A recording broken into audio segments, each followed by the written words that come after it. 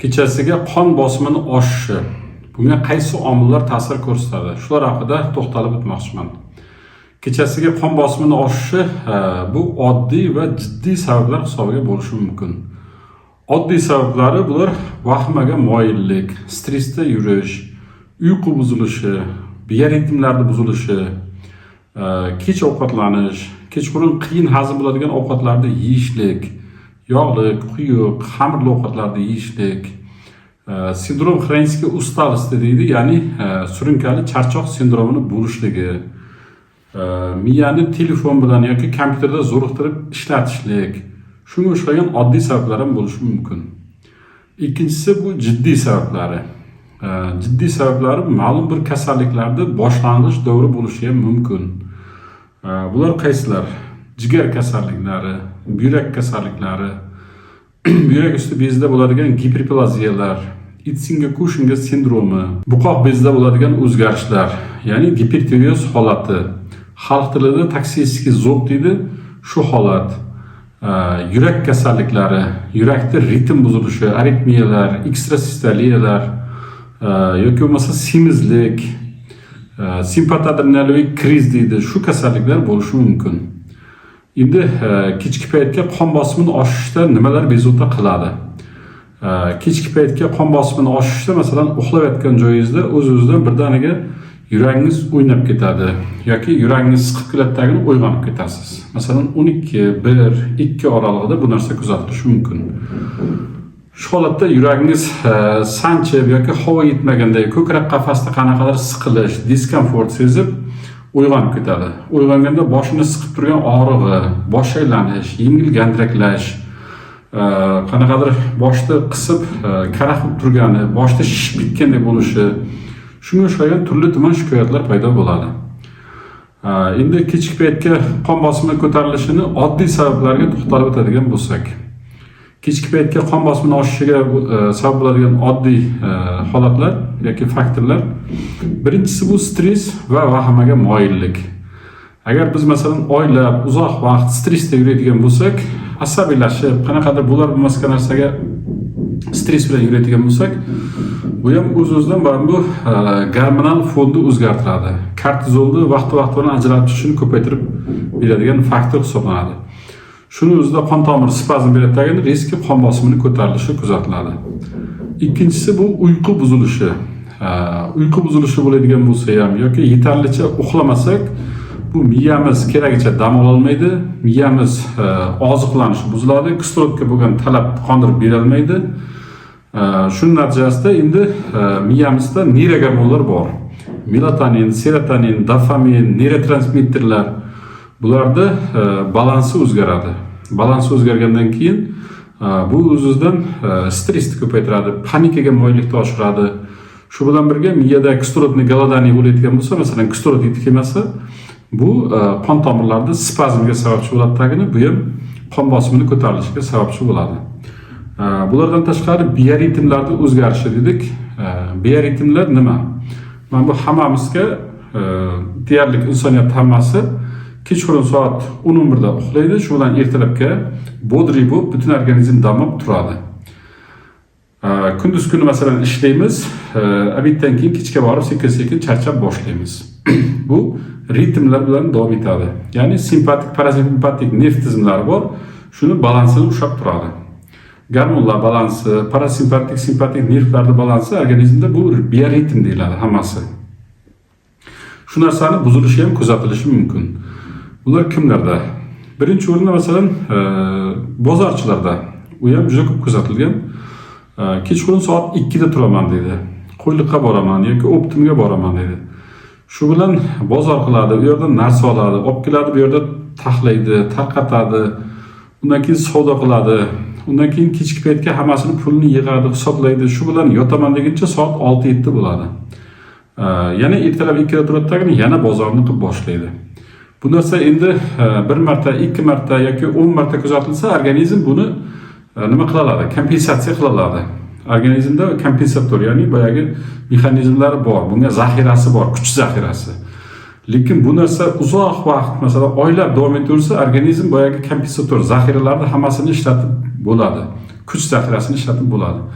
Undan keyin organizm boyagi bezlarni, gormonni ishlab chiqaradigan bezlarni, yurakni, qon tomir hammasini majburlab zo'riqtirib ishlab boshlaydi. Xuddiki boyagi anorni siqib suvini ichib bo'lgandan keyin yana qaytib qisganday siqib boshlaydi. Bu narsa endi surunkali davom ettirgandan keyin bu o'z-o'zidan boyagi bioritmlar o'zgarishi, mana shu gormonlarning o'zgarishiga, yurak ritmlarining o'zgarishiga, qon tomirlarining tonuslarining o'zgarishiga sababchi bo'ladi.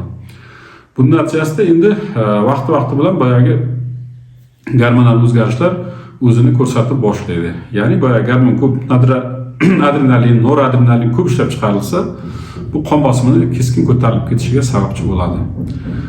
Yoki bo'lmasa, mana bu davlat xizmatlarida ishlayotganlar bor, bank sohasida ishlayotganlar bor, mana bu stolovoy, kafelar yurgizayotganlar bor. Ularning hammasi bilan gaplashsangiz, ularda ritmlar keskin buzilib ketganligini aytadi. Masalan, stolovoyda ishlayotganlar, mana bu restoran, kafeda ishlayotganlar ham aytadi.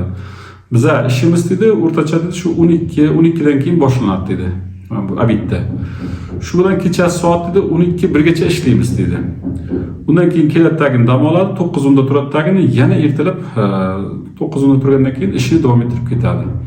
Mana bu Mix Burger degan kafe bor chiqdi.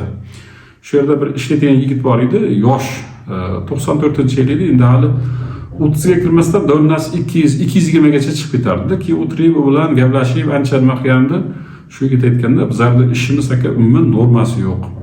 Kechqurun soat 12:00 da hisob-kitob hamma narsani qilib yotamiz. Shu bilan 9 ertalab 10 da turamandagini yana bo'lishtirishda ishlayman dedi. Keyin so'radimda, kunduz kuni masalan shunaqa usilinda ishlagan kuning o'rtada bir kun dam olib ishlaysanmi desam, yo'q aka dedi, dam olish yo'q dedi. Chunki bizlarga kunbay nima beradi? Ish haqi beradi. Masalan, dam oladigan bo'lsam, bu yerda kvartiram bor, ro'zg'orim bor, men men uni qoplay olmayman deganimda, keyin aytganimda, bunaqada ishlab tursang, yaqinda gipertoniya kasaliga ham qolasan. Undan keyin sen bu ishni hammasini to'xtatib boshqa narsaga o'tganingda bu gipertoniyadan qutulolmay qolasan. Desam, yo'q, hozir imkonim yo'q deganda, shunga o'xshab mana bu ritmlarda keskin buzilib ketishligi hozirgi vaqtda juda ko'p kuzatiladi. Yoki taksistlar bor. Ular ham shu boyagi arendaga oladi, nima bo'lsa ham arendani yopishim kerak dedi. Yillab usilinni ishlaydi. Organizmda boyagi siqib suvni chiqaradi. O'zining organizmini siqib boyagi suvni chiqarib, bor zaxirasini, bor kuchini hammasini ishlatib bo'ladi. Undan keyin boyagi kasalliklar boshlanib ketadi. Yoki bo'lmasa yana shunaqa holatlar ko'p kuzatamizki, kechki paytga yog'li quyuq ovqatlarni ko'p iste'mol qilamiz. Endi biz O'zbekiston sharoitida masalan kunda issiq vaqtda baribir unaqa kuchli ovqat yemaymiz.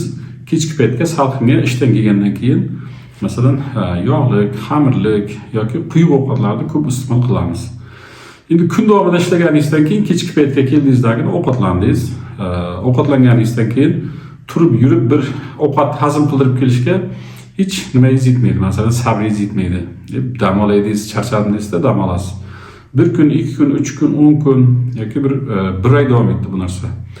Organizm borib mana bu xolesterinning ko'pligidan, qonda qand miqdorining ko'payib ketishi, qon quyuqlashidan, jigarning nagruzka bilan ishlashdan nima qilib boshlaydi, zo'riqib boshlaydi. Buning natijasida masalan keyin borib shu kechki paytga qon bosimining ko'tarilishi kuzatilishi mumkin. Masalan, shu stress ham 1 kunda, 2 kunda, 10 kunda o'zini kuchini ko'rsatmaydi. Oylab, yillab bu narsalar davom ettirgandan keyin organizmda boyagi zaxira kuchlarni hammasi ketib bo'lgandan keyin endi organizm o'zini nimasini ko'rsatib boshlaydi. Va kasalni yashirsang isitmasi oshkor qiladi deydi, shunga o'xshab o'zini holatini bildirib boshlaydi. Men bu yarim mazasi qochyapti. Ishlab bo'ldim, charchab bo'ldim, bundan ortiq zo'riqtirma meni degan signalni berib boshlaydi. Shu narsa aynan kechki paytga qon bosimi ko'tarilishi hisoblanadi. Endi jiddiy kasalliklar dedik. Jiddiy kasalliklarda nima kuzatiladi? Bu yerda masalan jigar kasalliklari bo'lishi mumkin. Jigarda yog' bosishi, hazm jarayonlarining buzilishiga sababchi bo'ladi. O't masalan keraklicha suyuqlikda ajralib chiqmaydi. Hazm jarayonlari buzilgandan keyin yegan ovqatimiz oxirigacha hazm bo'lmaydi. Oshqozonimizda ovqatimiz turib qoladi. Buning natijasida diafragmani yuqoriga ko'taradidagini ko'krak qafasi a'zolarini, yurakni ham qo'shib bu siqilishiga sababchi bo'ladi. Shu bilan birga endi umurtqaning ikki yon tomonidan simpatik nerv tugunlari joylashgan yoki simpatiskiy stvol joylashgan. bu simpatik stulni ta'sirlanishi bu buyrak usti bezining ta'sirlanishiga va qon bosimining ko'tarilishiga sababchi bo'ladi. Ko'ryapsizmi, bu yerda bir qancha mexanizmlar bir vaqtda bog'lanib ishlaydi. Shuning uchun masalan bittasini yo'qotsangiz, ikkinchisini yo'qotsangiz, uchinchisi bir-biriga bog'lanib qoladi. Bundan tashqari endi masalan Itsinga-Kushinga sindromi degan sindrom bor. Buyrak usti bezining giperplaziyasi bor. Buyrak usti bezi bu noradrenalin, adrenalin, kortizol, shunga o'xshagan gormonlarning hammasini ishlab chiqaradi. Endi boyaga simpatik nerv qanchalik ta'sirlanursa, bu adrenalin, noradrenalinlar shunchalik ko'p ishlab chiqarib boshlaydi organizm. Buni ishlab chiqarish boshlagandan keyin boshida bu mana bu как simptomatический deyiladi. Vaqti-vaqti bilan ko'tarilib turadi, keyin borib doimiy qon bosimi ko'tarilishiga olib keladi. Shunaqa holat bo'lishi mumkin. Ulardan tashqari mana bu disgormonal o'zgarishlar. Klimaks yoshda o'zi normada ham ayollarda gormon foni o'zgaradi. Endi bunga qo'shimcha mana stresslar bo'ladigan bo'lsa, noto'g'ri ovqatlanish bo'ladigan bo'lsa, panika, vahimaga moyillik bo'ladigan bo'lsa, bular yana ham chuqurroq o'zgarishlarga uchraydi. Normada sekin-sekin suv tinayotgan bo'lsa, u narsa tinmaydidagini gormonlarda o'zgarish boshlanadi. Buning natijasida ham endi kechki paytga qon bosimining ko'tarilishi kuzatilishi mumkin. Bulardan tashqari semizlikni bo'lishligi. Hozirgi vaqtda aholimizga qaraydigan bo'lsak, semizlik darajasi oshib boryapti. Ilgari masalan bir 90-95-yillarda qaraydigan bo'lsak, o'rtacha bir 5% odamda ortiqcha tana vazni bo'layotgan bo'lsa, masalan 30 yoshdan kattalarda. Hozir bu o'zi bir 35-40% ga yetib qoldi. Balkim undan ham ko'p. Kimga qarasangiz ortiqcha tana vazni borligini ko'ramiz. Endi semizlikni o'zi yurakni nagruzka bilan ishlashga majbur qiladi. Undan tashqari qonni quyuqlashishiga moyillikni oshiradi. Yallig'lanish kasalliklari, autoimmun kasalliklarni boshlang'ich davri hisoblanadi. Qonda qand miqdori yuqori bo'ladi semizligi bor odamda. Bulardan tashqari yurak nagruzka bilan ishlab boshlagandan keyin yurak ritmlarida o'zgarishlar paydo bo'ladi. Semizlik bo'layotgan bo'lsa, bu ham yana qo'shimchasiga boyagi tekis yotganda qorinni bosilishiga, ko'krak qafasini siqilishiga, simpatik nerv ta'sirlanishiga, yurakni ta'sirlanishiga sababchi bo'ladi. Shunga o'xshagan kasalliklar bor. Yurakni o'zi bilan bog'liq bo'ladigan kasalliklar ham bor. Yurakni ritmlarining o'zgarishi, aritmiyalar deyiladi. Bu ham boshlang'ich davrida aynan shu kechki paytga qon bosimining ko'tarilishiga sababchi bo'ladigan omil hisoblanadi. Ekstrasistoliyalar bor. Bular ham shu boyagi ritm buzilishi bilan bog'liq kasalliklar. Bularda ham aynan tekis yotganda yurak ritmlari noto'g'ri urish hisobidan bosh miyaga, buyrakka, jigarga yetarlicha qon kislorodi yetib bormaydi. Qon kislorodi yetib bormagandan keyin bular signal beradi. Aytadi, "Men kislorod yaxshi yetib kelmayapti. Qon kelishini ko'paytir" degan signalni organizmga beradi. Organizm buni signalni olgandan keyin yurakni nagruzka bilan ishlatib boshlaydi. Qon tomirlarida spazm belgilanadi. Shuning hisobidan boya qon kelishini yaxshilayman deb harakat qilib boshlaydi. Buning natijasida ham aynan shu yurakni nimasi nagruzkaga tushgandan keyin kechga qon bosimining ko'tarilishi kuzatiladi. Yoki masalan kola, Pepsi, energetiklar, marmelad, turli xildagi masalan margarin, konditerskiy jir solingan narsalar, tort, pirog, bularni iste'mol qilishligimiz ham bu qon tomir endotelisini zararlaydi, qon tomir devorini zararlaydi. Shuning natijasida endi qon tomir endotelisida disfunksiya degan narsa bor. Funksiyani buzilishi kuzatiladi. Bular ham boyagi oksid azot yetarlicha chiqmaydi, qon suyultiradigan faktorlar yetarlicha chiqmaydi. Bu ham qon bosimining ko'tarilishiga sababchi bo'ladigan omil hisoblanishi mumkin. Endi bu yerda bir nechta kasallik, bir nechta faktorlar bir vaqtda kelishi mumkin. Masalan, boya aytgandek, bioritmlari buzilyapti. Ovqatlanish tartibi buzilgan. Unga qo'shimchasiga nimasi bor? Semizlik bor. Yurakda ritm o'zgarishlari bo'lishi mumkin. Kola, Pepsi energetiklarni iste'mol qilishi mumkin. Stress holatda yurgan bo'lishi mumkin. Bularning hammasi bir vaqtda keladigan bo'lsa, ozginadan bo'lsa ham, bu ham hammasi jamlanganda katta kuchga ega bo'ladi. Katta kuch bo'lib organizmga ta'sir ko'rsatib boshlaydi. Ya'ni semizlikning birinchi darajasi, bu ritmlar o'zgarishini, uyqusizlikning birinchi darajasi bo'lishi mumkin. Shunga o'xshagan bir nechta faktorlar bir vaqtda kelsa, bular ham organizmni charchatib qo'yadi. Organizm charchagandan keyin shu kechki paytga qon bosimi ko'tarilishi kuzatilishi mumkin. Endi kechki paytga bo'ladigan qon bosimini ko'tarilishini bunga jiddiy qarashlik kerak bo'ladi. Men yerda kardiovnevroz bo'yicha bitta video qilgandim. Shu yerda bir bemor so'rayapti. Savol bergan, bu yerda aytayapti. Sayraxon Qosimova degan bemor, asabiylashsam, taxikardiya va davlina oshganini sezaman. Siz aytganday vahmalar kuchayadi.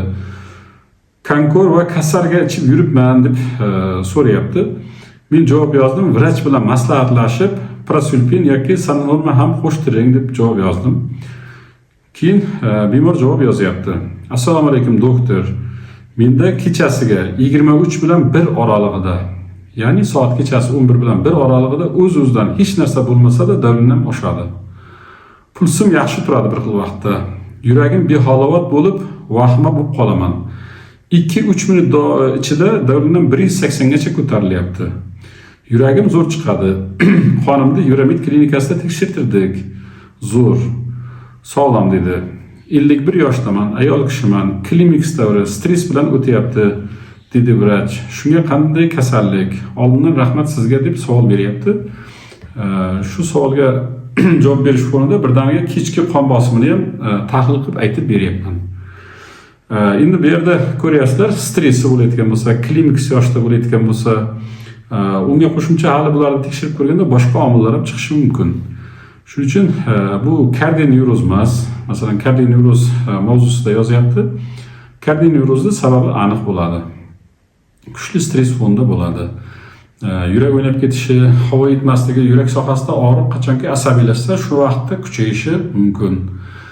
Havo nimasi, boshi siqib turishi, bularga bo'lmasa panikaga moyillik, shunga o'xshagan narsalar bilan birga kechadi. Aynan kechki paytga davlina 180 gacha ko'tarilayotgan bo'lsa, buni jiddiyroq tekshirib ko'rish kerak bo'ladi. Masalan, yurakning ritmlari qanday bo'lyapti? Agar kerak bo'ladigan bo'lsa, bu yerda Holter tekshiruvi o'tkazish kerak bo'ladi. Ya'ni yurak sohasiga datchiklar qo'yiladi. Bir sutka davomida bemor datchiklarni taqib, kunlik ishini qilib yuradi. Bir sutka davomida qanaqa o'zgarishlar bo'ldi? Buni hammasini tahlil qilib chiqadidagini, yurakda nagruzka bormi, yo'qmi? Yurak ritmlarining o'zgarishini boshlang'ich davri bormi, yo'qmi? Yoki yurak yetishmovchilik belgilari bormi, yo'qmi? Buni hammasini tahlil qilib vrach bemorga tavsiyani keyin beradi. Yoki bo'lmasa VIM deyiladi, veloergometrik tekshiruv. Ya'ni boyagi nagruzka bilan yurakni tekshirib ko'rishlik kerak bo'ladi. Yurakda o'zi tekshiruvlari o'tish kerak bo'ladi. Sababi bu yerda jiddiy kasalliklar ham bo'lishi mumkin. Agar ularda gipertireozga moyillik belgilari bo'lsa, bemorni ko'rganda ko'zlari oldinga bo'rtib chiqqan bo'lsa, qo'llarda titrash, hamma joyda terlash, ozib ketish, taxikardiya doimiy, boshi bir tekisda qimirlab turgan holatlarni ko'rayotgan bo'lsak, bu yerda endi gipertireoz birga kechayotgan bo'lishi mumkin bo'ladi. U holatda endokrinolog bilan birga maslahatlashiladi. Disgormonal o'zgarishlar bo'layotgan bo'lsa, masalan, PMS deydi, menstruatsiya oldi sindromlar bo'layotgan bo'lsa, unda ginekolog bilan birga maslahatlashib, bemor tekshiriladi. Jigarda o'zgarishlar bo'lsa, yoki buyrakda o'zgarishlar bo'lsa, o'zini mutaxassislari, terapevt, gepatolog, gastroenterolog, urolog bilan birga ko'rishlik kerak bo'ladi. Endi bunaqa holat kuzatilayotganda, masalan, bunga oddiy qarab qo'yish kerak emas. Masalan, oddiy bu shu sizda hozir nevroz holati, stress holati, mamdorni ichsangiz, bo'ldi tuzalib ketasiz deyishlik to'g'ri kelmaydi. Sababi bu yerda endi boya aytgandek jiddiy kasalliklarda boshlang'ich davri bo'lishi mumkin. Masalan, qachonki kasallik zo'rayib, masalan 1 oy, 2 oy, 3 oy o'tib ketdi vaqt, kasallik zo'rayibdagini qanaqadir o'zini asoratlarini berib boshladi. U vaqtda biz bemorni tekshirib, masalan, aniqlab, ha bo'ldi, sizda mana gipertoniya bor ekan, sizda aritmiya bor ekan, yoki sizda mana bu itsinga qo'shimga kasalligi bor ekan deganingiz bilan bu orqaga qaytmas o'zgarishlar paydo qilib qo'yishi mumkin. Shuning uchun kechki paytga qon bosimi oshishi kuzatilyaptimi? Bunga jiddiyroq qarash kerak bo'ladi. Endi bu yerda jiddiy kasallik topilmadi. Shu vaqtda biz endi oddiy sabablarni qidirib boshlaymiz. Ya'ni boyagi bemorda stress holati bormi, yo'qmi? Panika, vahimaga moyillik bormi, yo'qmi? Nevroz holati bormi, yo'qmi? Uyqu buzilishlari bo'lyaptimi, yo'qmi? Bioritmlarda o'zgarishlar bo'lyaptimi, yo'qmi? Ovqatlanish tartibi qanday? Kechki paytga yog'li quyuq ovqat yeyaptimi, yemayaptimi? uyqulari, shuni hammasini tekshirib boshlaymiz. Surunkali charchoq bemorda bo'lyaptimi? Bularni hammasini tekshirib ko'rganimizda o'zi sabablari aniq bo'lib ochilib qoladi. Agar stress hisobiga bo'layotgan bo'lsa, stress uchun bosh miyani oziqlanishini yaxshilashga Mixidol, Nirox, Cetaflavin yoki o'zini dorilarini tavsiya qilamiz. Asab tinchlantirishga masalan Stressi, Relaxol, Naturacet, Vamilan shunga o'xshagan dorilarni tavsiya qilamiz. Bir tabletkadan 2 mahal yoki bir tabletkadan 3 mahal tavsiya qilamiz. Miyani oziqlantirishni yaxshilashga Pirastam, Activigin shunga o'xshagan dorilar tavsiya qilamiz. Agar bularda yurak o'ynab ketayotgan bo'lsa, Anaprelin, kechki paytga uyqu buzilishlari bo'layotgan bo'lsa, Amitriptilin, Mertil yoki bo'lmasa nimalar bor, o'zini dorilar bor, Sannat, shu dorilardan bittasini tavsiya qilamiz. Yoshiga, tana vazniga, bemorning holatiga qarab qaysini tavsiya qilishni farqlab tavsiya qilamiz. Agar bularda masalan shu kechki payt kech ovqatlanyaptilarmi, undan keyin yotib olayotgan bo'lsa tavsiya beramiz. Kechki payt masalan kech ovqatlanayotgan bo'lsangiz 1 soat, 1,5 soatgacha yurib keling. Ovqatingiz yaxshi hazm bo'lib singandan keyin yoting degan tavsiyani beramiz. Endi masalan kechki paytga kech ovqatlanish bizlar o'zbek xalqimizga xos xususiyat. Chunki kunduzi juda ob-havo issiq, hech kim masalan quyuq yog'li ovqatlarni kunduzgina yemaydi uncha-munchaga. Kechki paytga uyga kelgandan keyin baquvvat ovqat yeymiz. Baquvvat ovqat yegandan keyin sirasi yotib olmaslik kerakligini 1 soat, 1,5 soatgacha toza havoda yurib kelishlik kerak bo'ladi. Ulardan tashqari endi bularda masalan surunkali charchoq bo'layotgan bo'lsa, dam olishni tavsiya qilamiz. Masalan, yillab o'pska olmasdan, dam olmasdan ishlayotgan bo'lsa aytamiz. Og'ayni dam ol, organizmingga ozgina nima ber, dam ber. Ozgina kuch yig'ib olsin. Uni hozir 1 yil, 2 yil, 3 yil ishlaganing bilan undan keyin kasallikka aylanib qoladigan bo'lsa, u ishni hammasini to'xtatsang ham sog'lig'ing qaytarib tiklanib kelmaydi degan tavsiyalarni ko'p beramiz. Yoki shu bozor qilayotganlarga ham aytamiz, haftasiga hattoki bir 3 kun dam oling o'rtada. Unaqa to'xtamasdan ishlaganingiz bilan hech narsani orqalab ketgan odamni ko'rmadik. Hammasi shu yerda qoldirib ketadi. Shuning uchun hattoki haftada masalan 2 kun, 3 kun borib kelsangiz, 2 kun, 3 kun to'liq dam oling. Iloji bo'lsa bir hafta 10 kun umuman dam oling. Organizmni bir sirga dam olib, kuchini yig'ib oling degan tavsiyalarni beramiz. Shunday yog'li, quyuq ovqatlar yeyotganlarga ham o'zini tavsiyalarini beramiz. Endi bu yerda kechki paytga qon bosimini oshishiga sababchi bo'layotgan kasalliklar, oddiy holatlar, jiddiy sabablar ko'ryapsizmi? Juda ko'plab omillar ta'sir ko'rsatyapti. Agar bizlar shuni hammasini joy-joyiga to'g'rilab qo'yadigan bo'lsak, bu jiddiy qanaqadir qo'rqinchli kasalliklarga, xavfli kasalliklarga olib kelmaydi. Agar buni sabablarini hammasini to'g'rilamaydigan bo'lsangiz, bu borib qanaqadir bir jiddiy kasalliklarga olib kelishi mumkin. Shuning uchun o'zingizni ehtiyot qilib, hamma narsani joy-joyida, vaqtida amalga oshirish kerak bo'ladi. Endi kechki paytga qon bosimini oshishi bo'yicha qanaqadir savollar bo'lsa, takliflar bo'lsa, izohlarda qoldirishingiz mumkin. Ularda hammasi bo'yicha qo'shimcha ma'lumotlar berib o'tishga harakat qilaman. E'tiborlaringiz uchun rahmat. Sog' salomat bo'lasizlar.